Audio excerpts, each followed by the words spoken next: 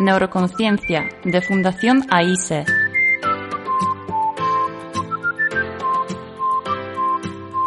Con Juana Naya.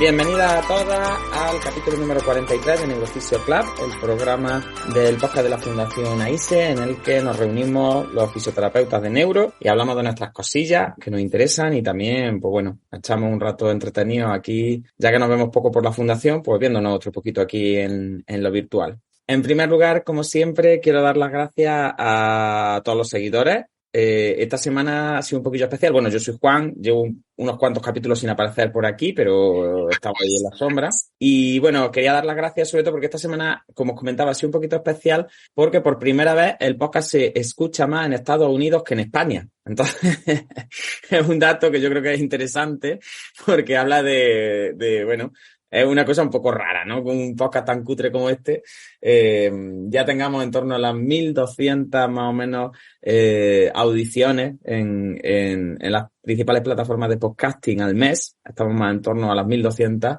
Pero bueno, acabo de ver los resultados y la verdad que me ha llamado mucho la atención que nos escuche mucha gente en Estados Unidos. Así que, pues bueno, mandamos un saludo a la gente de Estados Unidos desde aquí, a todos los que nos escuchan y muchas gracias. Y a la gente que no es de Estados Unidos, pues también le vamos a mandar un saludo porque escucharnos a nosotros tiene tela. Bueno, pues hoy es día 23 de noviembre de 2022 y venimos con un programilla muy, muy ligerito, con un programilla básico en el que vamos a tratar sobre las dudas de neuroanatomía que más se han repetido en la primera convocatoria excepcional de la 7ª edición del Máster en Neurofisioterapia de la Universidad Pablo de Olavide, que yo tengo el honor de dirigir, y Manuel y Yolanda, que voy a presentar ahora mismo, pues coordinan junto a mí. Entonces va a ser un programilla como eso, de duditas, de plantearnos qué ha sido lo que al alumnado le ha generado como más ganas de profundizar o no ha quedado del todo claro. Y creemos que esto pues puede ser interesante de escuchar, un capítulo así un poquito menos en profundidad, esperando a lo que se viene, que se vienen cosas bastante profundas. ¿Por qué? Pues porque vamos a grabar la semana que viene un capítulo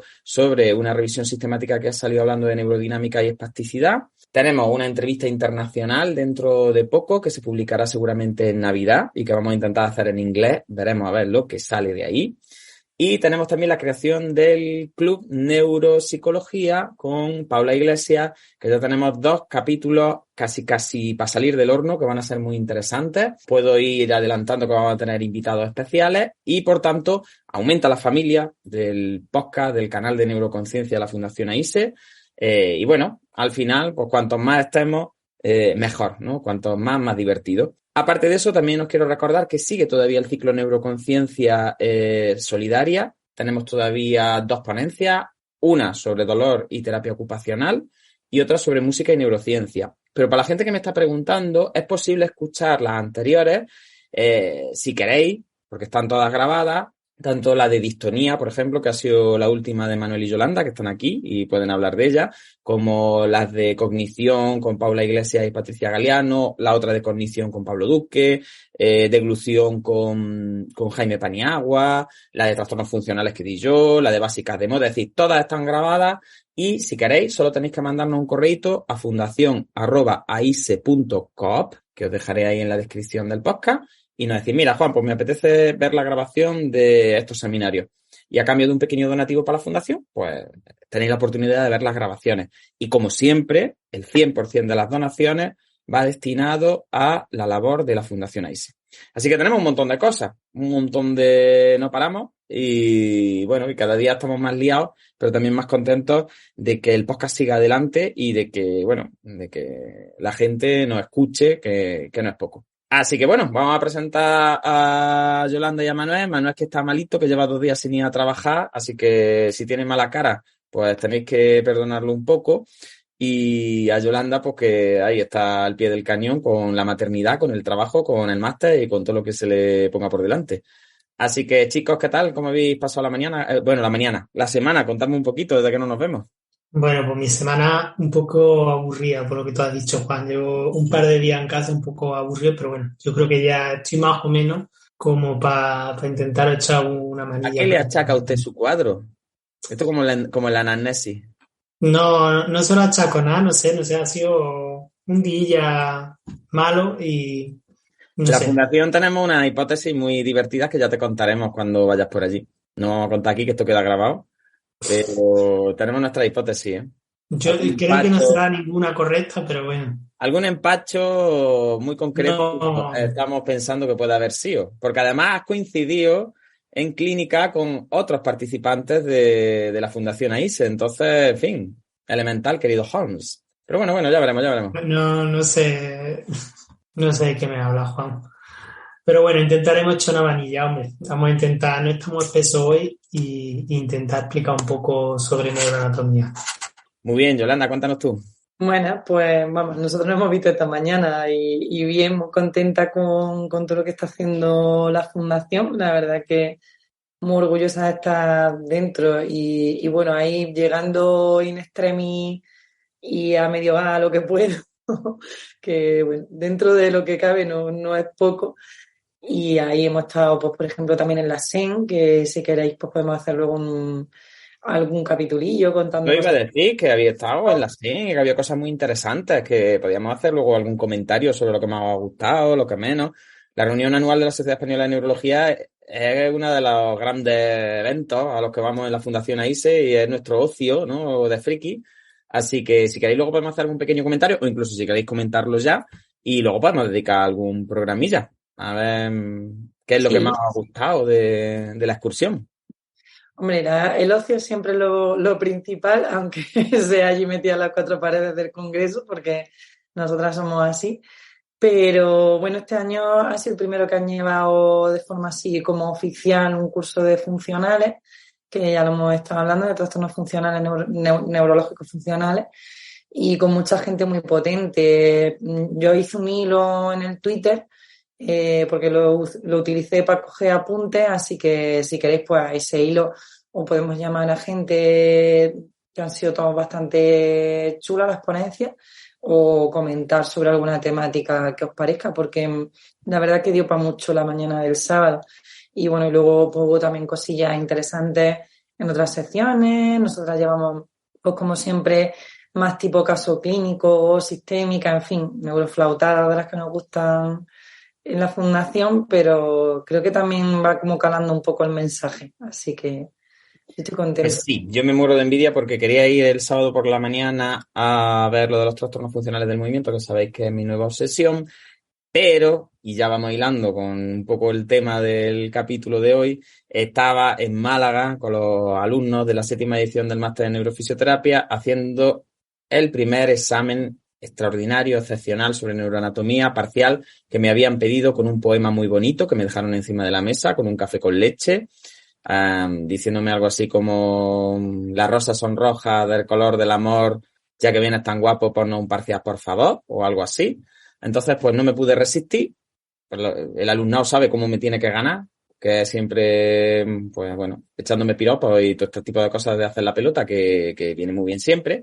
Así que nos inventamos un examen sobre el tema 1 y 2 del máster, que es neuroanatomía estructural, neuroanatomía funcional, que imparto yo, que son pues esos dos temas teóricos. Luego un tema de neuroimagen que sirve un poco de ayuda, ¿no? a que lo imparte Ignacio Lafuente en la teoría. Y luego pues los 3 seminarios presenciales, los 3 fines de semana en los que nos dedicamos a vagar por la neuroanatomía. Aparte de escribirme estos poemillas el alumnado, pues bueno, me han tratado muy bien, me han dado caramelicos y cosas y me han pedido tutorías extras. Y en esas tutorías extraordinarias hemos recogido algunas preguntas, un total de 50 preguntas que se han ido, solucionando en distintas tutorías conmigo, pero que creo que puede ser interesante traer al podcast, pues bueno, por hacer un repaso general de cuáles han sido las cosas que más le ha llamado la atención al alumnado, en qué han creído necesario profundizar Y bueno, y creo que al final, pues, estas dudillas de neuroanatomía nos viene bien repasar a todo el mundo y se presta mucho a que se escuche así un poco, pues bueno, en cualquier momento. Así que yo creo que puede quedar un capítulo facilito, un capítulo chulo de escuchar y vamos al lío, si os parece. Bueno, Manuel, Yolanda, en general, ¿cómo habéis visto el nivel del alumnado de este año en cuanto a neuroanatomía? ¿Y qué opináis de las preguntas? Aquí tenemos nosotros un resumencillo de las preguntas que han sido como las más repetidas. ¿Qué os parece? ¿Creéis que han sido preguntas muy facilonas, que había un nivel muy bajo, que el nivel estaba guay, que se ha prestado a poder explicar cosas interesantes? ¿Cómo lo habéis visto? Y también, ¿qué pensáis sobre la necesidad de que el neurofisioterapeuta utilice la neuroanatomía como una herramienta de trabajo en su práctica clínica? Es decir, la neuroanatomía es lo típico como la tabla periódica que te la aprendes y ya no la usas más, o se usa la neuroanatomía en el trabajo de verdad del neurofisioterapeuta. Contadme un poquillo. Pues mira, Juan, a mí la verdad que me ha sorprendido bastante desde el principio, porque además en aquella primera pruebecilla de nivel que hicimos en el primer seminario, ya sabía que había bastante idea de temas generales, ¿no? En el alumnado. Y luego, pues, las preguntas me han parecido muy clínicas, que me ha gustado mucho, porque lo he visto como todo muy dirigido a cómo diferencio en clínica intrínseco-extrínseco, cómo diferencio una lesión sensitiva de una parietal posterior, cómo me doy cuenta de si no nomina cuando está tocando algo, si es un problema de lenguaje o un problema sensitivo. Como es que lo he visto mucho en la diferenciación clínica y a mí, que es un tema que me gusta mucho, pues la verdad que me ha gustado que tengan como esa inquietud y quiere decir que por lo menos la base la tienen, porque no han sido preguntas sencillas de, oye, pues no he entendido por qué la vía corticoespinal, no sé qué, ¿sabes? No ha sido como cosa minucia, sino que han sido ya preguntas bastante clínicas. Entonces, Y de aplicación quizá, ¿no? sí. Que eso siempre gusta más. Que te hagan preguntas de aplicación clínica en neuroanatomía siempre es más gustoso.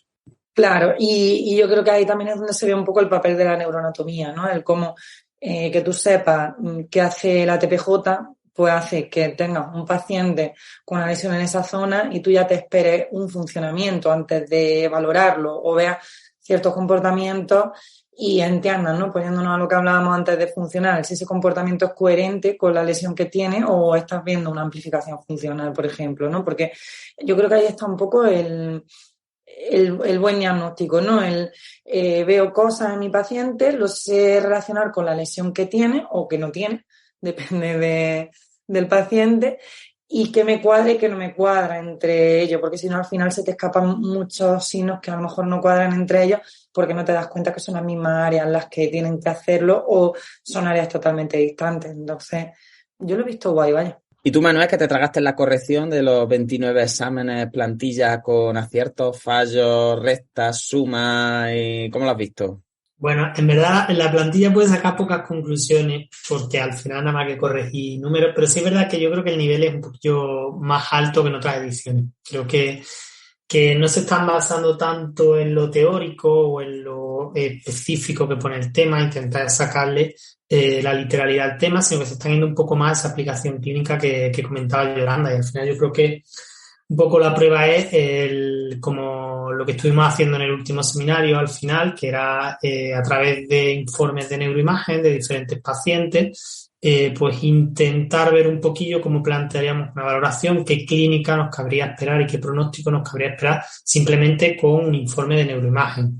Ese tema también se presta para algún capitulillo de podcast de vez en cuando, hacer una sección, ¿no? En plan, venga, informes de neuroimagen y qué hubiésemos pensado en ese momento y qué pasó al final. Sí, yo creo que sería muy guay. Sí, pero al final yo creo que es aunque no sea completamente exacto, te sirve mucho para llevarte un poco esa neuroanatomía a la clínica y para ver que tiene mucha más importancia y que te puede hacer un esquema general del paciente bastante bueno. Así que nada, yo sinceramente las preguntas las veo la mayoría bastante interesantes, bastante interesantes. Así que yo creo que vamos a echar un ratillo entretenido. Bueno, pues vamos allá. Empezamos, si os parece, con una de las cosas que más duda ha planteado y que, bueno, que al final yo creo que es súper interesante. y es en referencia a la iniciativa al reclutamiento, principalmente a la iniciativa al reclutamiento en volitivo, voluntario, y en automatización automático, pero principalmente en voluntario y automatización. Y bueno, nosotros en el máster una de las primeras cosas que explicamos son redes funcionales básicas, porque no nos gusta explicar la neuroanatomía así de una forma superestructural, ni siquiera en el tema de neuroanatomía estructural. Y lo que nos gusta es cómo contar qué estructuras cerebrales son de alta representatividad, que nosotros llamamos, ¿no? No tanto a qué se dedica cada área, porque cada vez tenemos menos claro que haya áreas que se dediquen a cosas en concreto, sino que lo que vemos es que cuando se lesionan, pues aparece una serie de signos clínicos en el paciente o se rompen ciertas capacidades o la persona tiene que meterse en distintas estrategias como para compensar esa lesión que se ha producido en el sistema nervioso central, ¿no? Entonces esa es una de las cosas que yo creo que a los alumnos les ha gustado más, ¿no? El tema de cambiar el concepto de el lóbulo, la corteza prefrontal se ocupa de no sé cuánto, a ese matiz quizá de la alta representatividad, ¿no? De cómo parece ser que este área está muy metida, está muy relacionada con este tipo de funciones y que cuando hay lesiones tanto funcionales como estructurales en este área, pues aparecen ciertos signos, ¿no? Bien, en referencia a estas dos grandes redes de la iniciativa, principalmente en voluntario y en automatización, nosotros hacemos como una división que creo que puede ser muy intuitiva, pero también se puede prestar a bastante confusión, ¿no? Y es esa división que nosotros hacemos entre la red de la motivación más intrínseca, más relacionada con el yo, con la voluntad consciente, por llamarla de una manera, y otras redes funcionales que están más relacionadas con la iniciativa al reclutamiento por vía extrínseca, ¿vale? Como iniciativa al reclutamiento, nosotros lo que vamos a entender es qué se produce en una conducta justo antes de esa conducta, ¿no? Yo siempre me acuerdo aquí de un libro de Sapolsky que es súper chulo, que luego lo dejaré si queréis en la referencia, en el que se decía pues, que la conducta humana se puede explicar desde milenios antes de que se produzca la conducta, ¿no? En cuanto a esas componentes evolutivas, genéticas, no sé cuánto, o podemos explicarla en el día de antes porque me peleé con no sé quién, podemos explicarla en el momento antes de que se produzca el reclutamiento, ¿no? Entonces, el término iniciativa nosotros lo utilizamos cuando hablamos de reclutamiento, de esa capacidad que tiene el sistema nervioso de provocar contracciones musculares a partir de la activación de las motoneuronas. Ya digo, utilizamos ese concepto de iniciativa como para hablar de qué pasa justo antes de que se produzca ese reclutamiento, de que se produzca ese movimiento. Entonces, hablamos de dos vías que están bastante descritas en la literatura y que nosotros luego nos encontramos en clínica con bastante frecuencia. Una de ellas sería una vía que está muy relacionada con la iniciativa que se lanza desde el yo, es decir, lo que nosotros llamamos iniciativa intrínseca, iniciativa desde el inside out, ¿no? Desde dentro hacia afuera, porque al final el yo consciente está dentro, vamos a pensarlo, ¿no? De nosotros. Y esa red está muy relacionada con cortezas prefrontales, otras cortezas que sin ser del todo prefrontales, pero que son primas hermanas, como por ejemplo las cortezas cinguladas anteriores, las vías de ganglios basales, que ahora Yolanda nos podrá comentar un poquito, y esos sistemas dopaminérgicos de recompensa, y desde el punto de vista motor con la corteza suplementaria, ¿vale? Entonces, esa vía prefrontal, cingular, basal, suplementaria, cuando se estropea, cuando aparece algún tipo de lesión, el paciente tiene muchísima dificultad para iniciar reclutamientos de forma consciente a partir de su yo, ¿vale?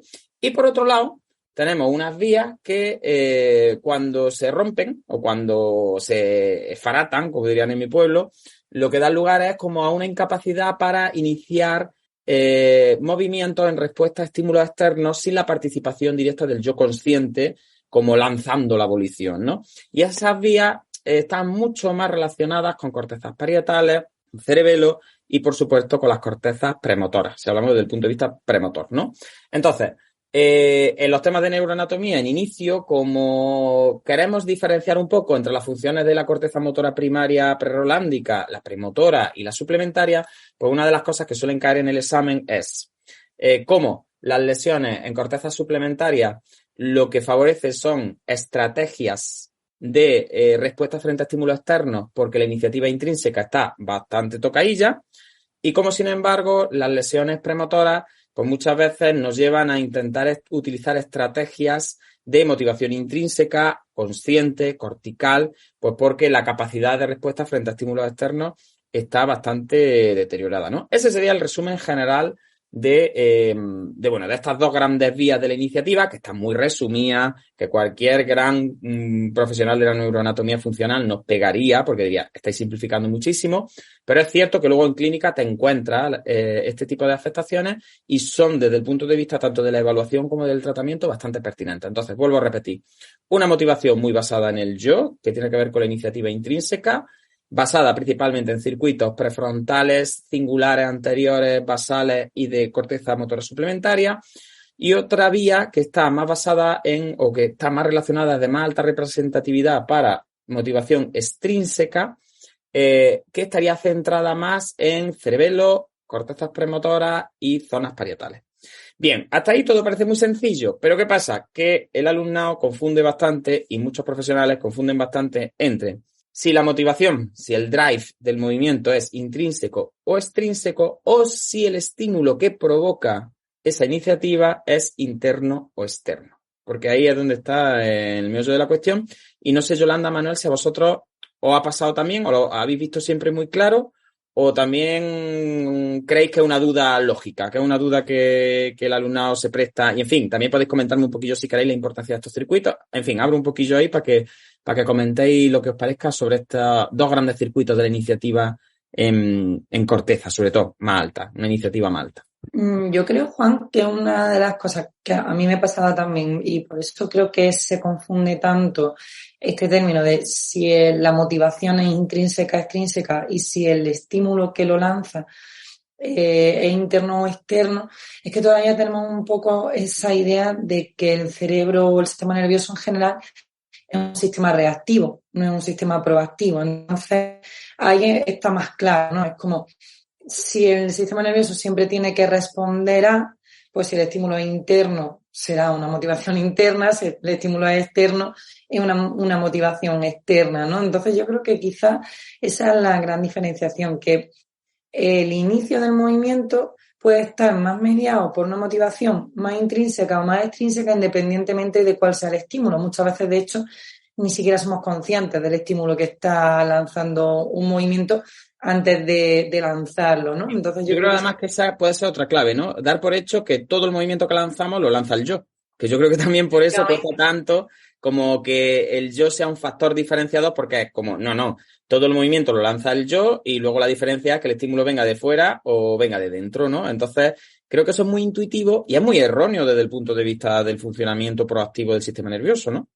Claro, porque además lo que hablamos, que ahí anulan mucho todos los sistemas predictivos, anulan mucho todas las automatizaciones, todos los automatismos, que al final tienen como una base más baja que el movimiento que maneja el yo, más baja en cuanto a nivel hablamos siempre, ¿no? Entonces yo creo que esa es una de las claves. Y quizás otra de las cosas interesantes, que es un poco rizar el rizo, es que yo al final no entiendo que haya como tanta dicotomía, es decir, entiendo que en el máster pues lo hacemos así, ¿no? Y es importante también matizarlo, porque es más fácil entender motivación intrínseca o extrínseca, pero al final es un gradiente, no es un o es intrínseco o es extrínseco, sino que hay cosas con más componente intrínseco, otros que están ahí como más mediadillos y tú puedes ver como componente intrínseca o extrínseca, y al contrario, movimientos que tienen un drive muy, muy extrínseco,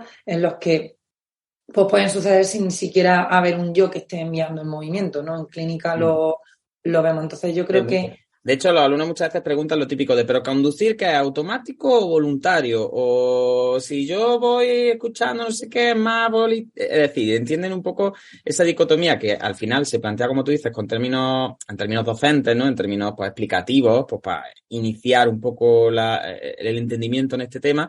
Pero es verdad que tendemos mucho a dicotomizar, a decir, no, la tarea es extrínseca o intrínseca, o va con esta red o va con la otra. Y es como, no, mira, el cerebro está entero, encendido para todo. Entonces, Claro, y claro, ambos circuitos están claro. encendidos en Y todos los algo, movimientos. efectivamente. Y ambos circuitos están encendidos para cualquier cosa. Ahora, que es cierto que cuando se lesionan, que es principalmente lo que a nosotros nos interesa, pues los tipos de errores que cometen los usuarios o los tipos de tareas que más les va a costar van a ser las que carguen una de esas dos, como de esos dos límites, de esas dos tendencias que tenemos hacia un extremo o hacia el otro.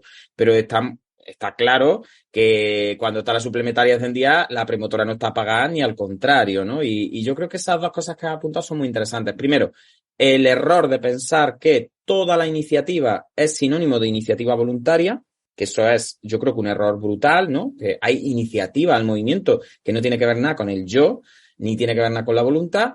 Y luego la parte de ese sistema nervioso reactivo, que es como, bueno, si el estímulo es que yo te he hablado, pues eso es externo, entonces tiene que ser motivación extrínseca, cuando no, ¿vale? Yo te puedo hablar y la motivación no ser extrínseca, ser intrínseca, que ahora si queréis ponemos unos cuantos ejemplos. Y yo creo que al final la duda es lógica porque venimos de esa tradición de sistema nervioso reactivo, sistema nervioso que su función principal es como generar una representación lo más fidedigna posible del entorno, ¿no? Y manejar esa representación de forma interna y dar una respuesta.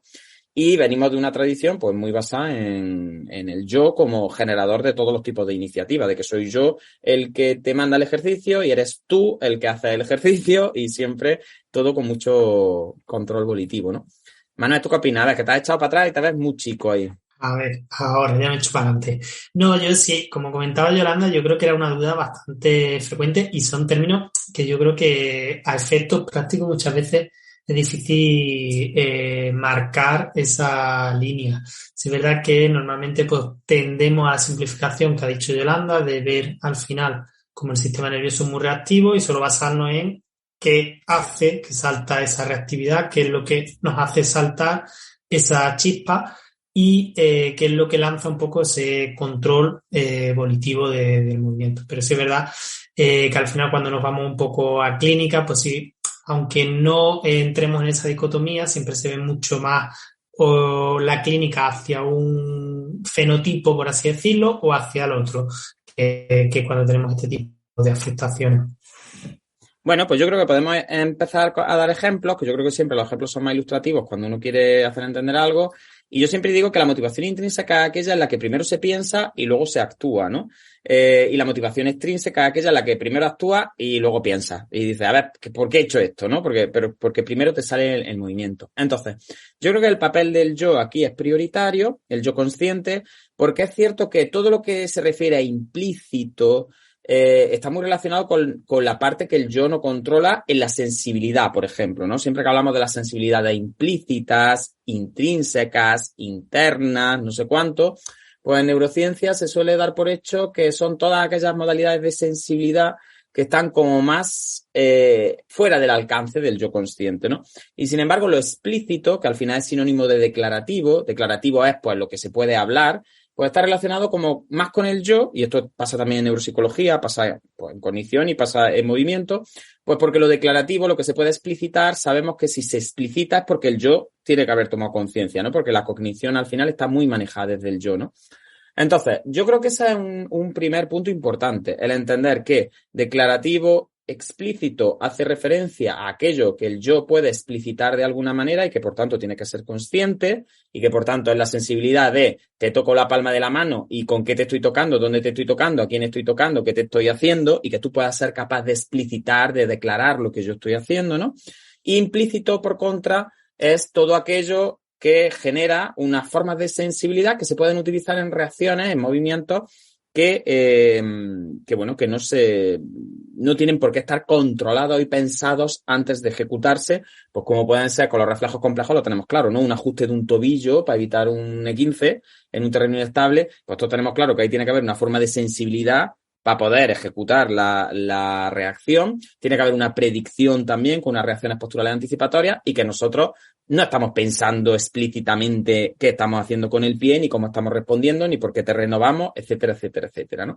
Yo creo que eso más o menos, la diferencia entre implícito, explícito, entre declarativo y procedimental, ¿no? Que serían también otras formas de llamar a esos dos extremos, está más claro. Pero en el caso de la iniciativa, lo de intrínseco y extrínseco genera dificultades porque, un poco como decía Yolanda, además, si yo de repente ahora tengo sed, que sería una necesidad interna, y decido ir a la cocina a coger un vaso de agua, ¿eso es intrínseco o es extrínseco? Pues habrá mucha gente que diga, hombre, Juan, como es una necesidad en base a algo que está fuera de ti y que vas a coger un vaso, pues eso es motivación extrínseca.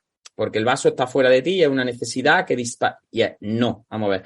En el momento en que yo tengo sed, aunque el estímulo es interno, pero soy yo el que decide que va a ir a la cocina a coger un vaso de agua y puedo decidir ir ahora, puedo decidir ir en 10 segundos o puedo decidir esperarme un poquillo a terminar de grabar el capítulo y después ir a beber agua, ¿no? Entonces, por tanto, es una motivación intrínseca porque está manejada desde el yo consciente, es una planificación, puede ser inhibida y se piensa antes de ejecutar la acción, ¿no? Y se toma conciencia. En el caso de un estímulo externo claro, porque tú dirás, bueno, Juan, ahí es un estímulo interno que es la sed y es una motivación interna, muy bien. Pero en el caso de un estímulo externo, que fuera, por ejemplo, que ahora Manuel me dijera, Manuel, Juan, salúdame, que me hace ilusión que me saludes por aquí por el Zoom. Pues bueno, no deja de ser un estímulo externo, porque es Manuel el que me está pidiendo que lo salude, pero sin embargo la motivación es intrínseca. ¿Por qué?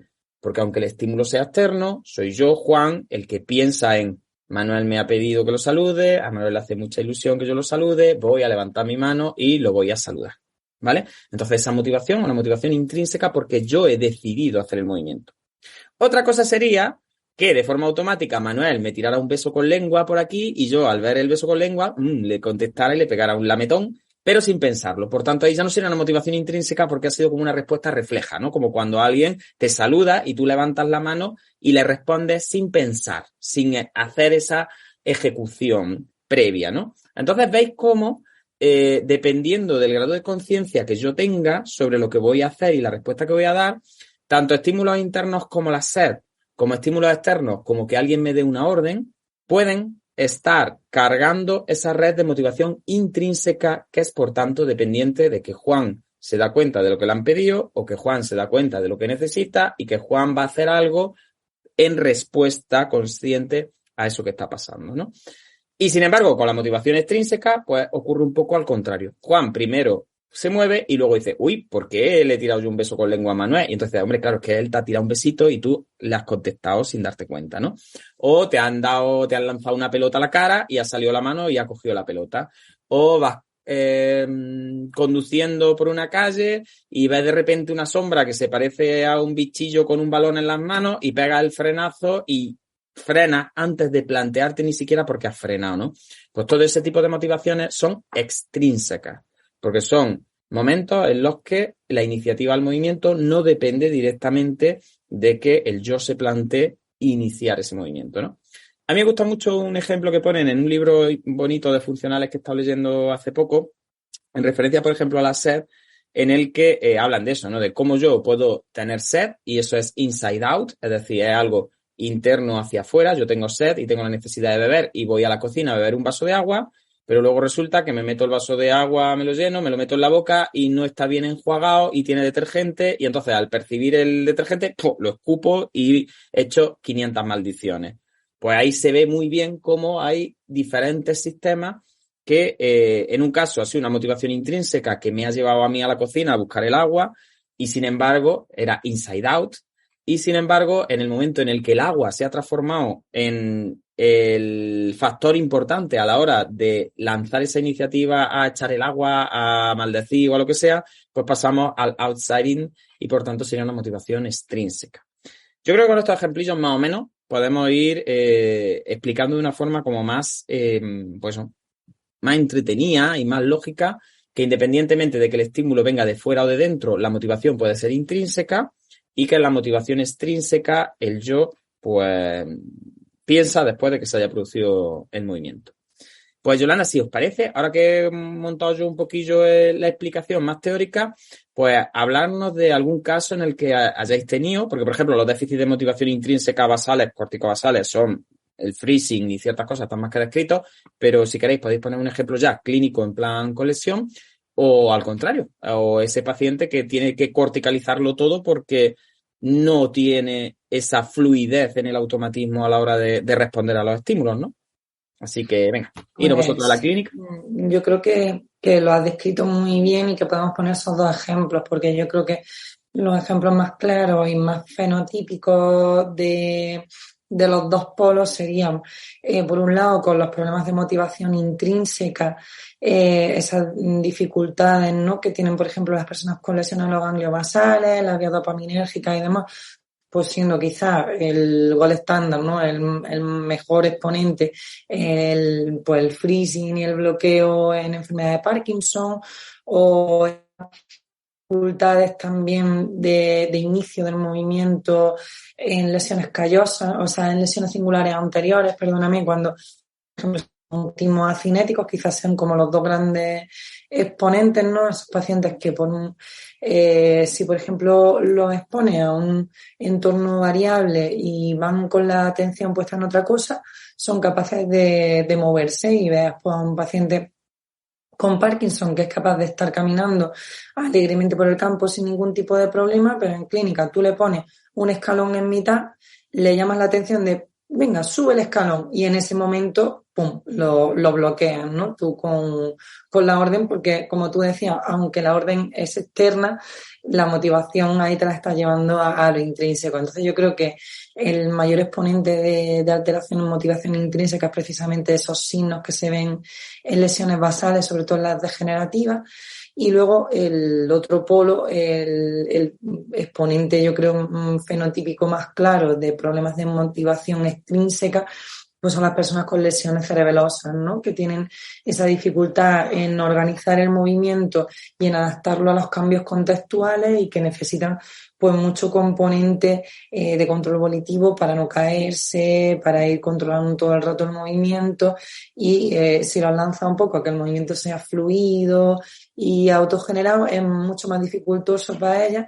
Entonces los ves también como si estuvieran bloqueados, pero porque lo que van haciendo es como parar todo el rato el movimiento para ir haciendo un paso, lo pienso, lo hago, me reorganizo, otro paso, lo pienso, lo hago. O sea, tienes que tener buen ojo, que es lo que estábamos hablando antes con los alumnos, ¿no? Porque puedes ver a dos pacientes que se te están bloqueando, pero la semiología y la forma de bloquearse difiere entre uno y otro, y las componentes que manejan uno y otro son totalmente distintas, y de hecho los vamos a poder ayudar con las componentes totalmente contrarias, ¿no? Entonces yo creo que esos serían quizás un poco, por darles ejemplos clínicos, los más prototípicos. Luego, por ejemplo, el trastorno funcional, a mí que me parece también súper interesante, pues también se ve mucho esa caída de rendimiento cuando la motivación es intrínseca, es decir, en automatismo puedes estar bailando o levantando una pierna que a priori es parética, que lo es en ciertos momentos, pero es muy parética cuando la motivación es intrínseca y no es nada parética cuando la motivación es extrínseca. Entonces, quizás también sea una forma nueva de entender el trastorno funcional y ver un poco esa dicotomía y cómo funciona distinto en una lesión pues que también tiene unas características muy peculiares, como es el trastorno funcional. Sí, de hecho, en trastornos funcionales se dice que hay evolución sin voluntad, ¿no? Que es una cosa muy chula, porque al final lo que está fallando en el trastorno funcional realmente no es tanto los sistemas corticales y neuroanatómicos y las vías que dan lugar a ese reclutamiento volitivo, sino la sensación que tiene la persona de estar haciendo o no haciendo ella misma el movimiento, que si os parece ahora podemos hablar un poquito entre esa diferencia entre volición y voluntad e hilarla con este tema. Manuel, ¿tú has visto muchos pacientes con este tipo, o ha sido importante para ti entender esta diferencia a la hora de tratar, o ves que es un poco una polleta y que lo mismo le estamos dando más importancia de la cuenta? Pues no, eso era lo que te iba a comentar ahora, Juan. Yo sí es verdad que lo veo bastante interesante, porque al final siempre caemos como en que nosotros aquí contamos unas cosillas, y muchas veces yo creo que se puede ver como, bueno, esos son como conceptos teóricos que tampoco tienen tanta relevancia. Sí es verdad que yo creo que esto creo que se debería saber y que se tiene que tener muy en cuenta, sobre todo a la hora de pautar el tipo de intervención que estamos haciendo. Al final vamos a ponernos un ejemplo de un déficit de motivación intrínseca, ¿vale? Pero sería exactamente igual para extrínseca. Nosotros, una persona que tiene un déficit de motivación intrínseca, si queremos trabajar en un componente más restaurativo, ¿vale? Como meterle en carga, nuestra intervención tendrá que ir a aumentar esas cargas de movimiento con iniciativa intrínseca. Pero si por el contrario, pues tenemos una persona que no tenemos buenos rendimientos, que tiene una patología negativa y en cambio en vez de trabajar en carga de esa motivación intrínseca, queremos trabajar más con un enfoque compensatorio, pues a lo mejor tendríamos que facilitarle contextualmente y hacer que esa intervención sea más guiada por motivación extrínseca. Y, por ejemplo, me viene al ejemplo todos esos facilitadores contextuales que se dan en Parkinson, tipo la estimulación auditiva rítmica, los bastones con señales visuales. Todo eso sería un ejemplo de un enfoque compensatorio en una persona con un déficit de motivación intrínseca, ¿vale? Y para la motivación extrínseca, pues sería exactamente igual. Si quisiéramos trabajar en carga o en restaurativo, pues tendríamos que trabajar más desde un enfoque extrínseco y si pudiéramos facilitarlo, pues tendríamos que la persona, pues como comenta Yolanda, se tuviera que parar más, pensar más todo ese movimiento y tener como más presencia de ese yo a la hora de hacer movimiento. Y yo creo que esto es una de las cosas importantes a la hora de plantearnos, de prepararnos y pensar, bueno, mi paciente, ¿dónde tiene el problema? ¿La intrínseca, la extrínseca? Y ahora, dentro de dónde tiene el problema, yo, ¿cuál es mi objetivo? ¿Y qué rendimiento estoy obteniendo con cada uno de los enfoques? Entonces, yo creo que es bastante interesante y que tiene bastante aplicabilidad clínica en este sentido. Claro, yo creo que lo que comentas también es muy importante porque muchas veces el propio alumnado te lo pregunta, pero entonces, ¿qué hago? Si tiene una premotora, ¿qué hago? Si tiene una suplementaria, ¿qué hago? Si tiene las dos cosas, ¿qué hago? ¿No? Y lo que comenta Manuel de, vale, vamos a pararnos primero a ver en qué momento está y cuál es nuestro abordaje, cuál es nuestro enfoque, si estamos en un momento restaurativo, si estamos en un momento compensador, si estamos en un momento de contención, si estamos en un momento paliativo, es decir, cambia mucho el abordaje y por lo menos esa diferenciación que ha hecho Manuel entre la compensación y la restauración, ¿no? Que al final también en daño cerebral sobrevenido no deja de ser una diferenciación entre agudo y crónico, ¿no? Porque normalmente, por lo menos en daño sobrevenido, pues las etapas más restaurativas suelen ser más agudas, suelen estar más al inicio, después de la lesión, y las etapas más compensadoras pues suelen estar más tarde, ¿no?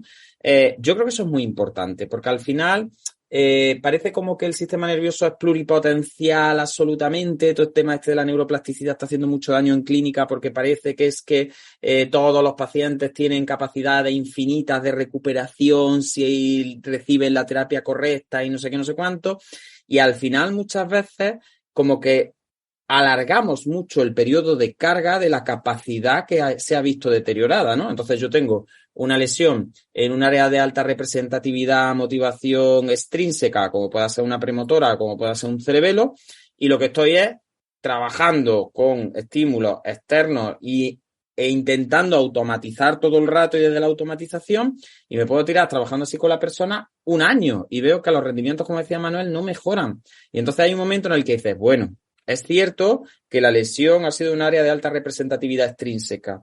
Es cierto que a lo mejor hay que darle la oportunidad de cargar esa capacidad para ver si la restituimos o por lo menos la mejoramos. Pero hay un momento en el que también ya tenemos que plantearnos el paso a unos enfoques más compensadores y tirar justo de las otras vías, de las otras áreas que sí están funcionando mejor y que de cara a que la persona sea lo más independiente posible, participe lo máximo posible tanto en actividades cotidianas como en actividades que sean súper significativas y que le den, pues eso, la salsa a la vida, ¿no? A lo mejor también el enfoque compensador tiene que coger importancia, ¿no? Entonces yo creo que esta diferenciación, aunque como ha dicho Yolanda, sea un poco artificial, aunque sea una dicotomía que no está establecida tal cual así y no es absoluta y no es todo nada, pero sí nos ayuda a tener esa visión un poco de hacia dónde pueden ir tirando, pues las lesiones corticales en áreas motoras, dependiendo de que estén más localizadas en premotora o en suplementaria. Bueno, pues si os parece, vamos a hacer alguna dudilla más sobre, pues sobre la diferenciación entre volición y volitivo, que creo que también ha generado un poquito de duda. Y no vamos a tardar mucho en irnos porque queríamos que esto fuera un capítulo así como explicativo, rápido, que no sea muy pesado y en el que no nos enrollemos demasiado como solemos hacer nosotros. Así que, si quieres, Manuel, pues podemos plantear la duda de la diferenciación entre volición y voluntad y hablar un poquito de las qualias y hablar un poquito de qué significa la agencia, qué significa la pertenencia. Y porque, cuando nosotros hablamos de formas de reclutamiento por principio de anidamiento, pues hacemos esas subdivisiones, que al final también son subdivisiones con espíritu didáctico, porque no hay ningún movimiento que requiera de una alta carga volitiva que no incluya los reflejos, que no incluya los automatismos, que no incluya las sinergias neuromusculares que van por vía premotora y que son casi prácticamente medulares y troncoencefálicas. Es decir, lo que nosotros intentamos transmitir cuando hablamos de formas de reclutamiento por principio de anidamiento y vamos desde los reflejos complejos, los automatismos, las automatizaciones, lo volitivo y lo voluntario, por ejemplo, que es la división que nosotros solemos hacer en el máster, pues lo que estamos hablando es como de grados de complejidad. Cuántas estructuras estoy sobrecargando y, sobre todo, cómo los niveles que son más simples tienen que encontrarse en un nivel de funcionamiento bastante bueno para poder permitir la emergencia de los niveles más complejos. Esto es, yo siempre lo digo, para poder manejar un teléfono de última generación es necesario previamente haber trabajado en componentes de teléfonos que no son los de ahora de última generación, sino que eran un poquito más simples, ¿no?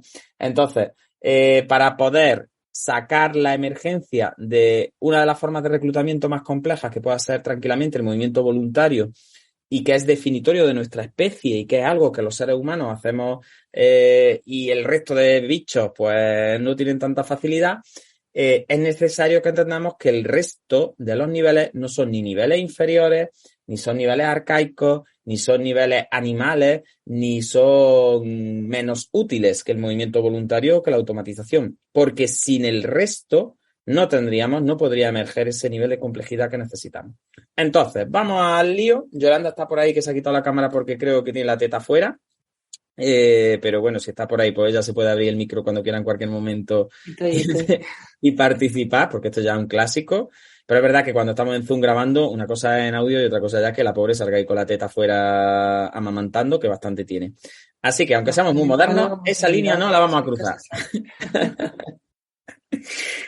Bueno, si os parece, vamos a empezar a hablar un poquito sobre la diferencia entre voluntario y volitivo, porque al final bebe mucho de lo que Yolanda antes explicaba del sistema nervioso como predictor, es decir, también con esa función de activación antes de que se produzca el reclutamiento y también como sistema que responde al entorno, ¿no?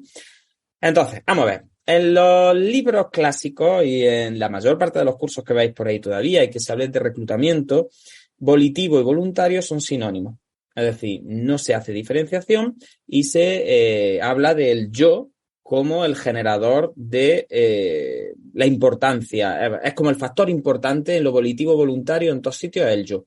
Mientras el yo esté metido en el reclutamiento con una carga alta, pues se habla de movimiento volitivo voluntario y se hacen sinónimos. ¿Por qué a nosotros se nos ha metido entre ceja y ceja diferenciar entre volitivo y voluntario? Pues porque, como hemos dicho antes, estamos muy metidos en los trastornos funcionales del movimiento. Y los autores más importantes en este momento que están hablando de este tipo de trastornos, en 2022 ya han dicho que los trastornos funcionales del reclutamiento son un problema en el que la volición se mantiene, pero la voluntad no existe. Por tanto, si partimos de esa definición, no podemos decir que voluntario y volitivo son sinónimos, porque entonces no podríamos hacer esa división entre está lo volitivo correcto y lo voluntario, sin embargo, no está. Así que lo voluntario sería una forma de reclutamiento que es más compleja, que en ese principio de anidamiento sería, por tanto, un nivel más elaborado, en el que es necesario que la volición esté mantenida. ¿Qué entendemos por volición? Pues por volición entendemos los reclutamientos que son altamente dependientes de activaciones corticales, principalmente de las áreas motoras corticales, pero también de áreas somatosensoriales parietales, por ejemplo, ¿no? Y de otros tipos de estructuras que están muy arriba dentro de esa jerarquía antigua que se planteaban los jerarquistas y que ahora los sistémicos, pues bueno, no nos gusta tanto hablar de jerarquía como de niveles de complejidad. Y ese movimiento volitivo, pues se define desde un punto de vista como estructural. Es decir, desde el punto de vista de que genera una alta carga en estructuras con una alta representatividad, como son las cortezas motoras primarias, premotoras y suplementarias, pero principalmente las cortezas motoras primarias. Por tanto, ese sería el movimiento volitivo. El movimiento volitivo se diferencia de la automatización, por ejemplo, que sería el nivel que está un poco por debajo en niveles de complejidad, en que la automatización no requiere tanta carga cortical, salvo para la iniciación, el cambio y la finalización, es decir, para la modulación del esquema de movimiento sí se necesita carga cortical, pero la automatización como que puede manejarse mejor en doble tarea, es menos sensible a la doble tarea. Y sin embargo, el reclutamiento volitivo es mucho más sensible a la doble tarea y requiere de un mantenimiento de recursos atencionales y de activación cortical, por tanto, más alta. Así que, resumiendo mucho, si nosotros en pruebas de neuroimagen funcional vemos activaciones importantes en las cortezas motoras, nosotros a eso básicamente le vamos a llamar que tiene una alta carga volitiva, ¿vale? Por tanto, hasta ahora, eso era lo que nosotros identificamos como el movimiento voluntario. Sin embargo, ¿de qué nos hemos dado cuenta? De que no siempre el yo consciente es el responsable de estas activaciones corticales volitivas. Es decir, hasta ahora dábamos por hecho que cuando las áreas motoras primarias, por ejemplo, simplificando mucho, se ponían berreando en una prueba de neuroimagen, eso significaba que la persona era la que lo estaba haciendo conscientemente. Y sin embargo, ahora tenemos claro que no. ¿Por qué? Porque el movimiento voluntario requiere, aparte de la volición, aparte de estas estructuras corticales que tienen que estar activas, de una serie de características que no sabemos todavía definir bien, que se definen, por ejemplo, como qualias, que son como cosas que emergen desde la dinámica del sistema. Manejamos mucho la incertidumbre y el caos, ¿no? Tenemos claro que hay muchas cosas que sentimos, que percibimos, que experimentamos como seres humanos, pero que no tienen una explicación todavía clara, ¿no? Como la propia conciencia, ¿no? La propia conciencia es una cosa que todos experimentamos y que, sin embargo, desde el punto de vista científico, pues estamos todavía en pañales. Bueno, pues eso los sistémicos decimos que es una cualidad emergente y así es como, bueno, damos por hecho que dependerá del sistema nervioso, pero todavía no lo podemos explicar bien. Bien, pues algunas de esas cualidades interesantes para que el movimiento sea voluntario es lo que se llama la cualidad de agencia. Self-agency en inglés, que vendría a ser algo así como que la persona tenga la sensación subjetiva, una certeza, una vivencia que es personal e intransferible de que es ella misma, es esa persona la que está generando el movimiento, la que está generando el desplazamiento de esa parte de su cuerpo, ¿vale? Eso se llama qualia de agencia. ¿Y qué explicación neurofisiológica o neuroanatómica se ha dado para la qualia de agencia? Pues si os parece, dejo a Yolanda y a Manuel que os lo cuenten y así me callo yo un poquillo. No sé si Yolanda estaba para explicarlo porque creo que su marido se tenía que ir por ahí, pero si no, pues está Manuel ahí con su fondo. No, arranco yo. Venga, que arranque Manuel, que Arranco está malo, tiene la Bueno. barriga mala, pero el cerebro lo tiene estupendamente. Ese A ver, cerebro vale oro. Lo mismo el cerebro no va del todo bien, tienes que entrar. Bueno, pues como has comentado un poquillo, Juan, ese movimiento voluntario pues depende mucho de estructura, tanto de corteza motora primaria como corteza motora secundaria, premotora y suplementaria. Y tiene mucho que ver el concepto de qualia, de agencia, con esa predicción que hace el sistema nervioso del movimiento. Entonces, muy simplificado, para que nosotros tengamos esa cualidad de agencia, ¿qué es lo que tiene que pasar? Cuando nosotros como que planificamos un movimiento, que se encargan principalmente esas cortezas motoras suplementarias y premotoras, pues como que le envían una copia a esa TPJ, que es una estructura parietal posterior, le envían como una copia de lo que se va a mover y lo que se tiene que recibir como retroalimentación, es decir, como una predicción de qué va a provocar a nivel sensitivo ese movimiento, ¿vale? Y esa información se queda en esa TPJ, que es una estructura parietal, como hemos dicho, y cuando la TPJ se produzca el movimiento y reciba la información de qué consecuencias a nivel de nuestro propio cuerpo ha tenido ese movimiento, pues si ambas coinciden, es decir, la predicción y lo que hemos sentido, si ambas coinciden, pues entonces el sistema nervioso tiene esa sensación de yo he sido el que he movido, yo he sido el que ha provocado ese movimiento, porque mi predicción coincide con el resultado. Si, por el contrario, esa predicción no coincide con el resultado, porque hay una afectación en alguna de estas partes que como hemos comentado, pues la persona no tiene esa sensación de haber hecho ella ese movimiento. No sé si está un poquillo resumido, esquematizado. Está perfecto, Manuel. Al final, fíjate que no deja de ser una comparación entre un feed-forward, una predicción funcional, es decir, las cortezas anteriores, principalmente prefrontales, pero como tú has comentado muy bien, la suplementaria y también premotora, lo que dicen es, bueno, yo ya este movimiento lo he hecho más veces, con lo cual, como yo esto lo he hecho más veces, yo ya tengo como una especie de capacidad de activar ciertas áreas sensitivas que están relacionadas con el feedback que yo he obtenido en otras repeticiones. Yo he obtenido, cuando me he movido de esta forma, cuando he hecho esta tarea, he obtenido esta información sensitiva en respuesta al movimiento, ¿no? Entonces, eso se lo entregan por vía de fascículos anteroposteriores al parietal y se queda como una copia, vamos a explicarlo así, en el parietal de esa afectación, esa activación de fondo. Conforme se va ejecutando el movimiento, se produce un feedback, es decir, un feedback online de cuáles son las consecuencias sensitivas del desplazamiento segmentario que se está produciendo. Y entonces, ese feedback, como tú has dicho, se envía también a ciertas cortezas parietales y se produce como una comparación, como una especie de fenómeno en el cual se superponen las dos activaciones, la activación anticipatoria y la activación en retroalimentación. Y si eso coincide, pues no es que el sistema nervioso tenga la sensación la tiene Juan, es decir, la sensación la tiene el yo experimenta esa vivencia de soy yo el que está moviendo la mano. En términos del sistema nervioso sería algo así como ha pasado lo que yo esperaba que tenía que pasar cuando yo muevo la mano, para que me entendáis un poco, ¿no?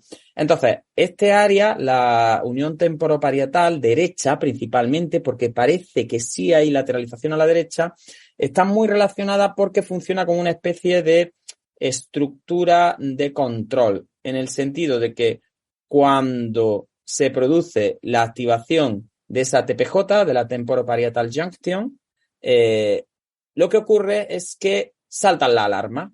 De alguna manera pita el sistema y dice, no se está produciendo esa perfecta imbricación entre el feedback y el feed forward, entre la predicción y lo que ha pasado, y por tanto ese movimiento no lo estás haciendo tú. ¿Vale? Fijaros, de esta manera ya tenemos como un factor neurofisiológico que explica que un paciente con un trastorno funcional del reclutamiento, en una prueba de neuroimagen funcional, pueda perfectamente representar un movimiento volitivo de libro, es decir, una activación M1, unos potenciales evocados correctos, un ABP, un readiness potential perfecto, es decir, todo perfecto desde el punto de vista volitivo en una neuroimagen funcional y, sin embargo, esa persona seguir teniendo la sensación de que no es ella la que está moviendo, la que está reclutando esa parte del cuerpo.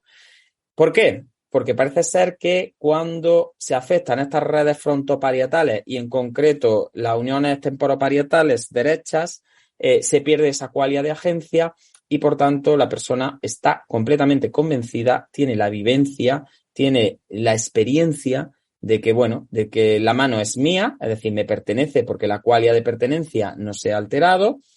Es cierto que esa mano es mía, es cierto que esa mano se está moviendo porque el feedback de movimiento lo tengo, es decir, yo percibo que la mano se mueve, tanto por vía sensitiva como por vía visual, pero aunque perciba que la mano es mía, perciba que la mano se está moviendo, yo no la muevo, se está moviendo ella sola. Y eso es algo que nos dicen los pacientes con trastornos funcionales del reclutamiento pues todos los días. El rollo de la mano se mueve sola, el pie tiembla solo, la lengua se tuerce sola, etcétera, etcétera, ¿no? Entonces, fijaros que yo creo que esta sería como una explicación fácil, aunque luego hay muchas más qualias y aunque luego hay muchos más sistemas. Por ejemplo, Hallett habla de 6-7 sistemas que estarían implicados en el desarrollo del trastorno funcional del reclutamiento, en el que metemos vías límbicas, en el que metemos vías dorsales, anteriores, etcétera. Pero yo creo que esta red de TPJ agencia es muy indicativa de esa diferencia ya que nosotros tenemos que hacer entre lo voluntario y lo volitivo. No sé, Yolanda, ¿qué opinas? Si nos has estado escuchando ahora que estás otra vez ahí en vista. Sí, Que ahora estás visible. Sí, al final yo creo que es un poco lo que estáis diciendo y lo que hablábamos al principio, otra vez ese juego entre la predicción y la observación, ¿no? del sistema sobre lo que está pasando y como si lo que no cuadra, si no me cuadra lo que está pasando con algo que he predicho o no he previsto que me iba a mover y de repente me muevo, no he podido ser yo. Y ahí quisiera yo apuntar un poco justo lo contrario, ¿no? El no me hace caso, la pierna se mueve, pero yo no lo veo, que se mueve. O cuando intento que la pierna se mueva, no me hace caso, ¿no? Que sería como justo la otra cara de la misma moneda, que al final yo creo que se habla menos porque quizás lo más vistoso pues son esos movimientos involuntarios, ¿no? Como suelen llamar muchas veces los propios pacientes que tienen un trastorno funcional, pues aparición de distonía o de temblor o de garra, etcétera. Pero bueno, luego está esa otra cara de la moneda que es la parálisis funcional o la parálisis funcional en la que igualmente yo muevo y como no he previsto que iba a mover, no me doy cuenta de que estoy moviendo porque no estaba predispuesta a darme cuenta de que me estaba moviendo y cuando estoy predispuesta a verlo no me hace caso. Entonces yo creo que ahí Claro. también... Incluso las parálisis funcionales analogías clásicas de bajada de feedback, por lo que sea, que sería otra vuelta de tuerca a este sistema tan interesante entre predicción y retroalimentación, en el que, por ejemplo, tras una lesión en el que el paciente establece unas expectativas muy negativas, unas predicciones y una codificación muy negativa en torno al movimiento, la propia bajada de aferenciación por la falta de movimiento lo que hace al final es predisponer a las áreas motoras a no generar preactivaciones. Es decir, porque si yo tengo una parte del cuerpo que no me está dando ninguna preactivación de movimiento, ningún feedback de movimiento, además yo ya estoy haciendo unas predicciones y estoy haciendo unas codificaciones negativas en el sentido de si esto se mueve me va a doler o va a estar inestable o no sé cuánto, y dejo esa parte del cuerpo sin uso funcional durante un periodo prolongado de tiempo, al final el sistema nervioso también puede generar esa falta de predicción. Es decir, ahora yo ya ni siquiera en las áreas motoras tengo capacidad para reclutar esa parte del cuerpo de una forma voluntaria, ni siquiera tirando ya de los mecanismos más básicos, porque al final se ha borrado el feedback y al borrar el feedback también se limita mucho la capacidad de generar predicciones funcionales. Y si no hay predicciones funcionales, es decir, si yo estoy realmente convencido de que no tengo alas porque yo no recibo ninguna aferencia de mi ala, ni nunca he hecho nada con mis alas, ni nada de nada con mi ala, pues a lo mejor tengo alas, pero yo estoy convencido de que no las tengo y de que no las puedo utilizar, ¿no? Y que aunque quisiera utilizarlas porque las estoy viendo, pues tendría pensado que son de plástico o que me las has puesto ahí pero no son mías o que no sirven para nada, como el apéndice que no lo puedo mover, ¿me entendéis? Entonces, es verdad que es muy interesante este nuevo enfoque de ya no solo es importante la capacidad de reclutamiento online, de en el momento yo tener la capacidad de reclutar, sino que es también muy interesante la capacidad de predicción funcional y cómo esa predicción funcional y la retroalimentación y la experiencia del movimiento también enriquecen las propias codificaciones que hago yo sobre mis capacidades, sobre lo que puedo hacer con mi cuerpo, lo que no puedo hacer, hasta dónde puedo llegar, cuánta fuerza puedo ejecutar, qué amplitud articular, qué velocidad de marcha puedo desarrollar. Y al final, la práctica hace, ¿me entiendes? Tanto en positivo como en negativo. Es decir, tanto la práctica en positivo genera mejora de rendimientos, pero la práctica en negativo, voy con cuidado, no sé qué, no sé cuánto, y me voy cortando la ala, nunca mejor dicho, a mí mismo, al final también hace que mis capacidades disminuyan, que disminuya mi capacidad de gestión de la velocidad, de la inercia, y que al final esté generando una patología estructural y orgánica a costa de una alteración en la codificación y en la predicción de qué creo yo que puedo hacer, cuáles son los valores que tengo en relación a la enfermedad y en relación a mis propias capacidades. Y eso yo creo que es muy chulo porque vemos en clínica que hay muchas personas que entran dentro de este marco explicativo mucho mejor que dentro del marco explicativo de si te duele el pie porque tienes una lesión es orgánico y si te duele el pie porque no tienes una lesión estás loco. Entonces, ese esquema antiguo creo que ya se ha quedado caducado y que estas herramientas pues nos pueden utilizar, las podemos utilizar para ayudar mejor a la gente, entenderla mejor y no utilizar esas dicotomías tan absurdas que todos hemos mamado. Y yo el primero de la estructura gobierna la función, de si hay un fallo estructural entonces lo puedo arreglar, de cuando el fallo estructural esté arreglado entonces la función por arte de magia ya mejorará y la persona participará. Y en neuro nos encontramos que muchas veces los déficits estructurales, por definición, no son recuperables ni son restituibles y que hay personas que tienen problemas en la participación y problemas en la función sin tener un déficit orgánico estructural que nosotros podamos evidenciar. Y la realidad es que eso es así y que tenemos que estar preparados y tenemos que tener hipótesis de trabajo en las que podamos enmarcar a estas personas, ¿no? Para echarles una mano, porque si no, lo único que nos queda es... Ya está, si tienes algo estructural, te trato lo estructural, a ver si mejoras de lo funcional, y si no tienes nada estructural, pues estás loco, no te pasa nada. Entonces, es muy triste al final, ¿no? Un sistema como el sistema nervioso, porque nosotros nunca trabajamos sobre la estructura, es decir, igualmente. Aunque la lesión fuera claramente en una estructura, pues porque has tenido un tumor, o porque te han hecho una cirugía y te han quitado un trozo para ver lo que pasaba, desde fisioterapia no podemos trabajar sobre la estructura en ninguno de los casos. Entonces, esa dicotomía y ese paradigma es que verdaderamente es bueno, iba a decir un taco, pero no, que luego me tienes que censurar. Pero es tontería, porque al final nosotros siempre trabajamos sobre la función. Lo interesante es entender cómo está la función de la persona con la que trabajas, porque sí que hay un cambio de paradigma importante dependiendo de cuál es la casuística, ¿no? De que hayan aparecido los síntomas, y eso sí es importante.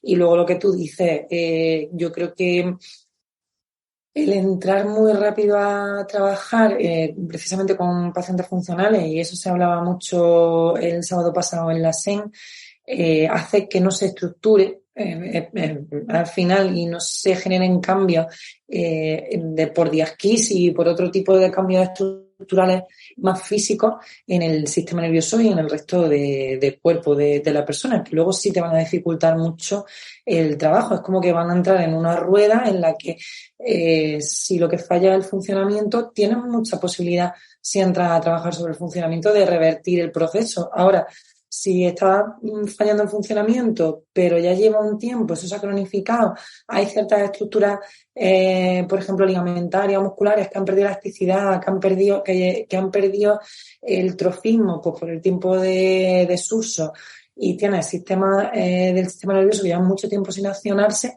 verdaderamente tenemos un problema, porque ahí ya es que estamos jugando en un terreno muy desfavorable. Entonces, veíamos pues casos en los que el diagnóstico era muy certero, muy rápido y el tratamiento muy precoz, que los resultados son espectaculares, y yo creo que eso también nos va a dar un poco pie a, vale, pues voy a diferenciar, porque la forma de trabajar pues va en este paradigma que estábamos hablando de qué hago con lo explícito y con lo implícito, qué hago con lo intrínseco y con lo extrínseco, y voy a tirar de la facilidad y de un paradigma, pues como estaba comentando Manuel antes, en los paradigmas de trabajo aquí totalmente compensador. No voy a poner nunca la vista sobre lo que a priori queremos reestructurar, pero si tienes claro esos paradigmas de trabajo, yo creo que la salida puede ser muy buena y los resultados muy buenos. Pero claro, ahí está la importancia, y volvemos al principio del capítulo, de conocer bien la anatomía, de conocer bien el funcionamiento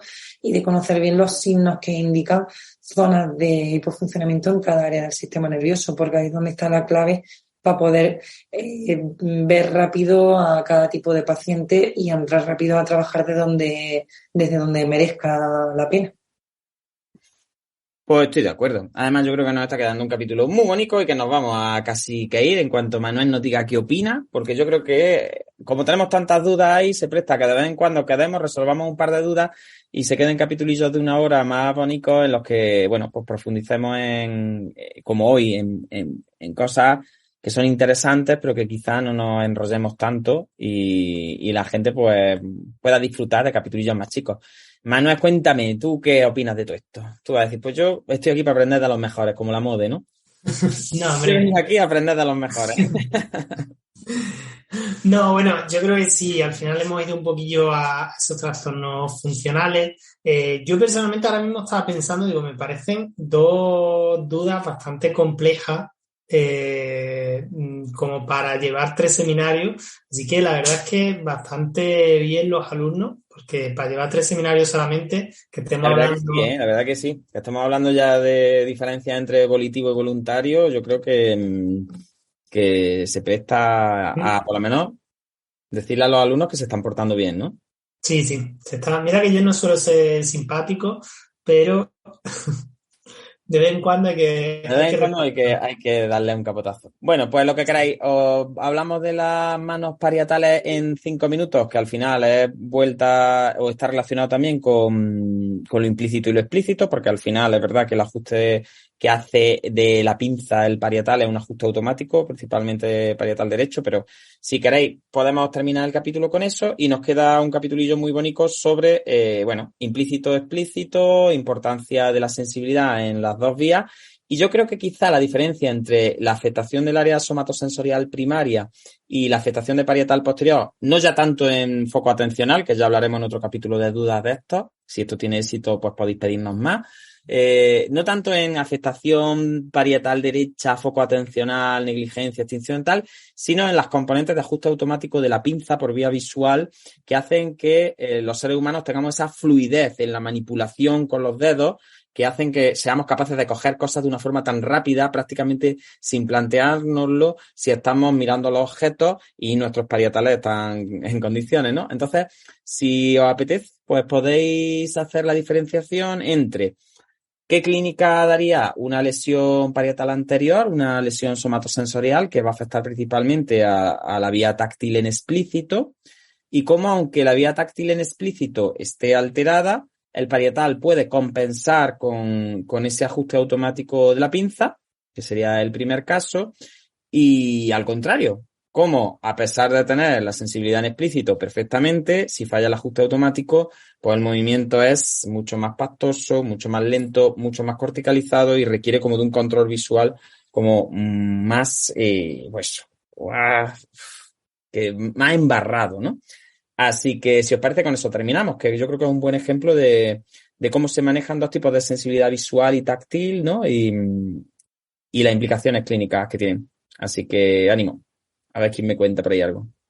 Empiece Yolanda, que el tema de parietal es suyo. Mira, pues mira, además yo ahí tuve la suerte de haber visto pacientes que eran como muy de un lado, muy de otro, ¿no? Y yo cuando se lo explico a los alumnos, les explico un poco esa historia, ¿no? De cómo cada zona es un poco especialista en lo que siempre se le ha mencionado, ¿no? Entonces el parietal pues es muy especialista en lo sensitivo y en lo espacial, pero como según con quién habla y según con quién se relaciona, pues va cogiendo tintes y se va pareciendo más a unos a otros, ¿no? Esto es como lo de mí, con quién andas y te diré quién eres. Pues ahí en neuroanatomía funcional va un poco en ese lío, ¿no? Entonces, pues claro, el parietal posterior al final, como está más cerca de las áreas visuales, pues se lleva muy bien y se nutre mucho de esa información visual. Yo siempre ahí les cuento cómo cuando esto funciona bien, pues somos capaces, y así no nos vamos tanto a ver cosas feas de lesión, aunque también se puede ver en sano, ¿no? Como si tú pones, por ejemplo, ilusiones visuales, aún así el parietal es capaz de coger la información espacial que a él le interesa y aunque a tu yo, le parezca más grande, más pequeño un circulito con esta clásica ilusión visual que nos hacían, ¿no? De un círculo grande con muchos círculos grandes alrededor y un círculo grande con circulitos pequeños alrededor. Pues el segundo te parece bastante más grande visualmente, a tuyo le parece más grande que el primero. Sin embargo, si te piden que hagas una pinza para cogerlo, si se pudieran coger del papel, el ajuste de la pinza es exactamente el mismo, tanto para uno como para otro. Ahí se ve como esa parte del parietal posterior está imbricando la información visual, pero de una forma mucho más para el movimiento y mucho más para el ajuste de la mano, porque al final el movimiento de la mano, como tú bien explicabas, tiene mucho de parietal porque necesitamos a la hora de manipular, pues tener muchas referencias sensitivas de cuántas presiones estamos haciendo, de qué características sensitivas tiene el objeto y también esa unión espacial de las características que tiene el objeto, de cómo voy a ajustar la mano para poder pues coger o una pelota muy chiquitilla o un balón muy grande, ¿no? Y ahí yo pues, me acuerdo que tenía un paciente que tenía justo un fallo en ese área en el que pues para hacer la diferenciación con una mano sensitiva, si tú cogías, hacías test clásicos de sensibilidad de ¿qué te estoy tocando? ¿Te pincho o no te pincho? ¿En dónde te toco? ¿Localiza? ¿Qué tipo de textura estás tocando? Tú veías que todo eso te lo acertaba muy bien y sin embargo empezaba a hacer lanzamientos de objetos, pues canicas, pelotas de ping-pong, pelotas de tenis. Todos tenían más o menos la misma forma, lo que cambiaba era el tamaño y veía una dificultad muy grande a la hora de ajustar la pinza de forma más rápida y más automática para coger esos objetos. Pero a nivel de sensibilidad no tenía ningún problema. De hecho, si tú le quitabas el componente sensitivo y lo ponías a hacer una manipulación más analítica y decías, toma, te voy a poner algo en la mano y tú lo coges, veías que el ajuste de la mano era como menos dificultoso que cuando tenía que estar ajustando la mano previo a recepción del objeto, ¿no? Y desde el otro lado, como la mano más puramente sensitiva, pues hemos tenido pacientes, por ejemplo, con alteraciones de las proyecciones talámicas somatosensorial, que eso pues sabemos que es puramente desafrentación sensitiva, es una hipofunción de S1 porque no está nutrida verdaderamente, no es una lesión en S1 estructural, pero sabemos que ese uno no está funcionando y ahí pues si ves cómo hay una dificultad muy interesante a la hora de manipular objetos y si haces pruebas sensitivas específicas pues también ves que puede haber una anestesia o una hipoestesia dependiendo, he tenido casos de distintas gravedades y ahí como componente facilitador lo que hacíamos era que tirábamos justo de lo otro que hemos estado comentando de, vale, pues vamos a usar la vista, te vas a anticipar con la vista a qué características tiene el objeto y si te parece que es más pesado o menos pesado. Entonces veías como las características que eran más visuales del objeto, como la adaptación, por ejemplo, a la forma, salía muy bien y lo que tenía un poquito más de dificultad la persona era, pues, por ejemplo, ajustar la fuerza con la que cogía, a no ser que ya hubiese tenido mucha experiencia e hiciera una anticipación como más cognitiva, ¿no? De, me has dado un vaso de plástico, voy a apretar poco porque sé que lo voy a romper, pero las primeras veces siempre te lo apretaba además o se quedaba corto. Es como que esa componente de, por ejemplo, de cuánto aprieto, como depende mucho más de esas informaciones propioceptivas y táctiles, se le escapan más. Entonces, una persona a lo mejor se le escapa más el objeto, pues porque ha apretado de menos. Entonces ves como se me escapa el objeto, pero sí que tengo la mano en la posición que correspondería para manipularlo. De hecho, además, es verdad que el ajuste automático de la pinza parietal tiene mucho que ver con la métrica al final, más con distancia que con, como tú comentabas, con, por ejemplo, el grado de apretura o de características del objeto como más mecánicas, pues porque eso sí es verdad que es más propioceptivo y es más difícil anticiparse con la visión. Entonces, es verdad que a mí me llama mucho la atención, sobre todo cuando vi el segundo caso que tú has comentado, el caso de personas que realmente tenían infartos o algún hematoma que afectaba principalmente zona rolándica y generaba lesiones M1 con dificultad en reclutamiento volitivo así a lo bestia y también tenía manos muy sensitivas, manos que tú veías que había casi prácticamente una anestesia explícita, ¿no? Aunque luego si tuvieran las reacciones en automático. Y cómo pasaba test, pues cuando uno es más novato, ¿no? Y se pone a pasar todas las pruebas sensitivas del mundo, que si vibración, que si discriminación, que si esto pincha, si no pincha, si no sé cuánto, y veías que le iba fatal y que sin embargo cuando metías control ocular, por lo menos en las componentes de ejecución en velocidad, cuando algún objeto se estaba moviendo, cuando tenían que adaptar la mano a distintos tamaños de objetos, etcétera, pues como que el rendimiento era muy bueno, que tú decías, vamos a ver, esta mano, para no tener sensibilidad táctil, como que compensa muy bien con la visión, ¿no? Y claro, lo que te planteaba luego, ya cuando aprendía un poquito más de parietal, era claro, es que a lo mejor la forma sensitiva más en el componente explícito es verdad que en táctil puede verse muy alterado, pero bueno, jugamos ahí con esa visión también que va por vía implícita y que nos va a generar como esa fluidez en la métrica a la hora de ajustar por vía visual la pinza, como tú decías, principalmente a las componentes, pues eso, métricas del objeto, al tamaño, a si se está moviendo para acá, si se está moviendo para allá, a qué distancia está, cuánto tengo que abrir la mano o cerrarla para engancharlo. Y luego, pues te fallan mucho, que dan mucho ese signo, ¿no? Característico de que parece que aprietan demasiado, por ejemplo, las canicas y se le escapan, ¿no? Porque es como que ya el ajuste de fuerza específico, pues ya no es tan parietal visual, ya no es tan parieto occipital, sino que depende más de esas proyecciones directamente, más en propiocepción automática, más cerebelosa. Así que es verdad que es muy bonito verlo porque al final te das cuenta de que no se da pues, eso que siempre nos han contado, ¿no? De que el sistema nervioso, igual que decíamos que era reactivo a lo de fuera, como que siempre las sensibilidades tenían también como una jerarquía, ¿no? Y que para que tú poder utilizar un tipo de sensibilidad, la de abajo tenía que estar perfecta, ¿no?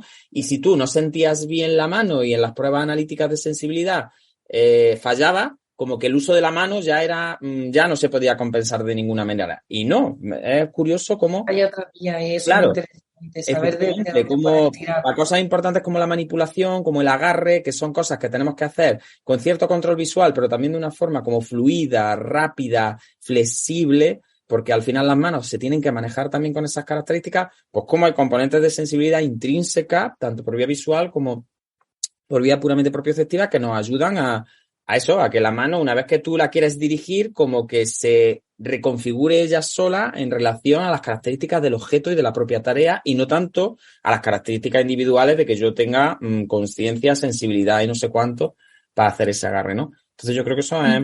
De hecho, también es muy curioso como los dos fenotipos, si seguimos así como haciendo diferenciación clínica, aunque ninguno de los dos tiene un problema, si nos vamos a que fuera solo el daño ahí, ninguno de los dos tiene un problema puro de reclutamiento, porque no son áreas de reclutamiento ni de coordinación, porque tampoco son áreas de coordinación.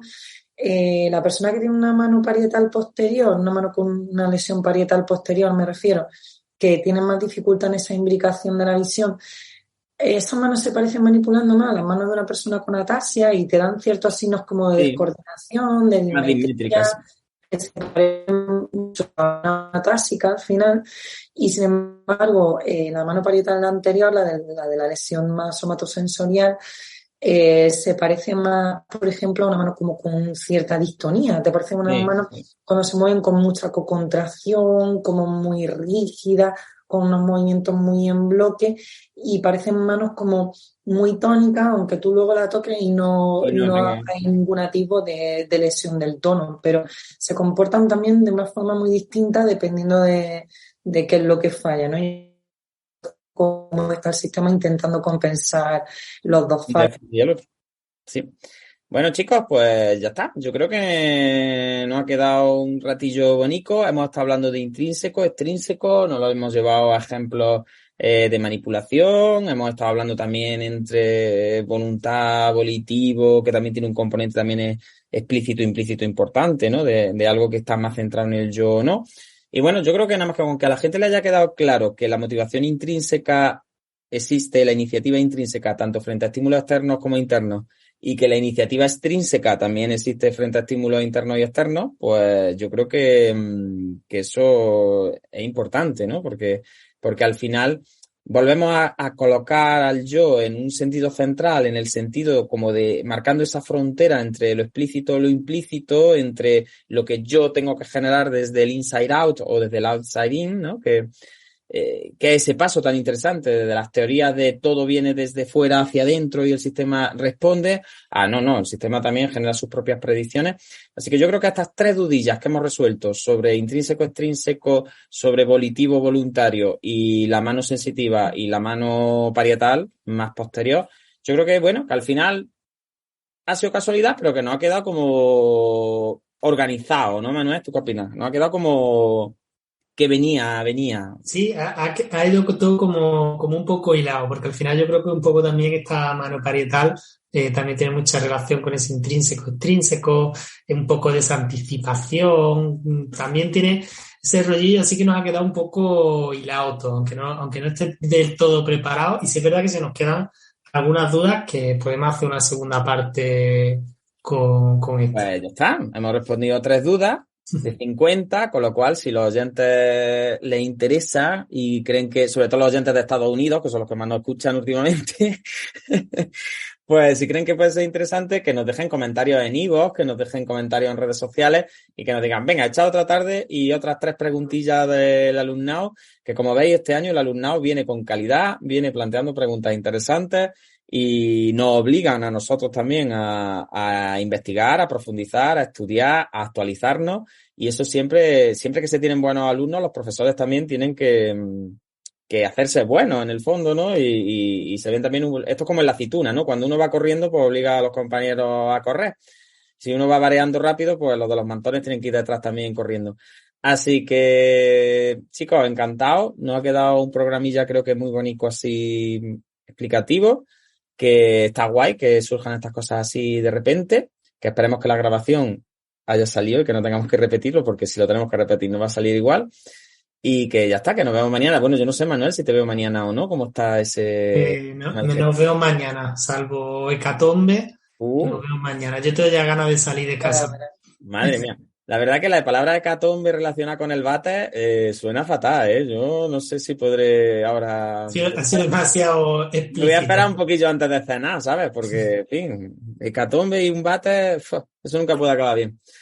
Bueno, oye, tengo que decir que como estábamos en directo en Facebook, emitiendo en el Facebook de la Fundación, nos ha escrito Heiner desde Colombia.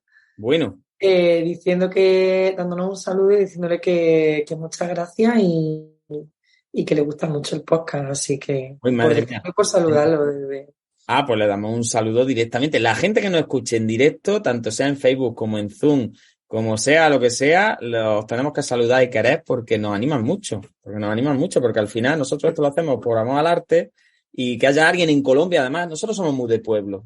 Ya está. Y que haya alguien en Colombia escuchándonos nos hace mucha ilusión, como en Estados Unidos. Así que muchas gracias de verdad a todos los oyentes.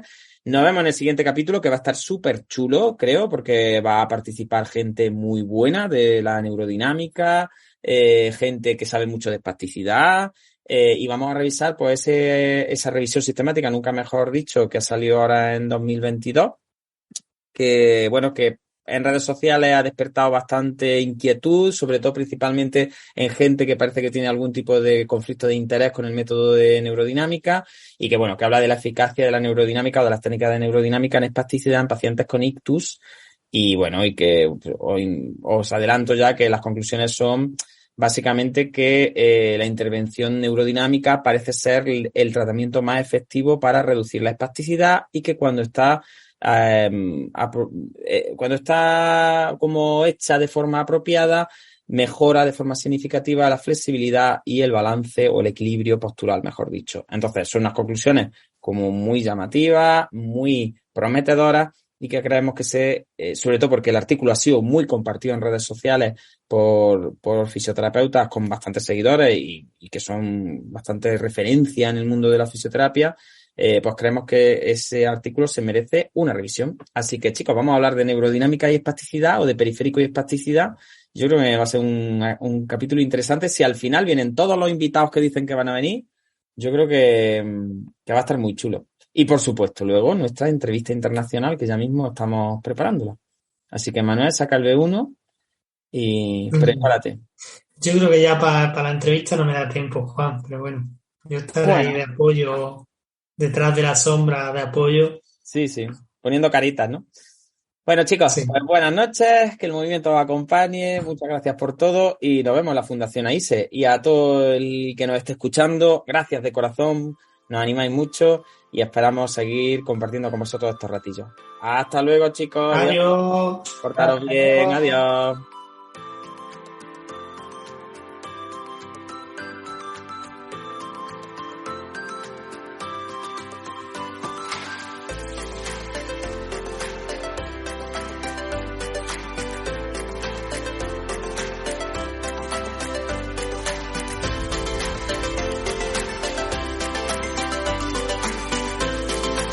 Neuroconciencia, del caos a la sinergia.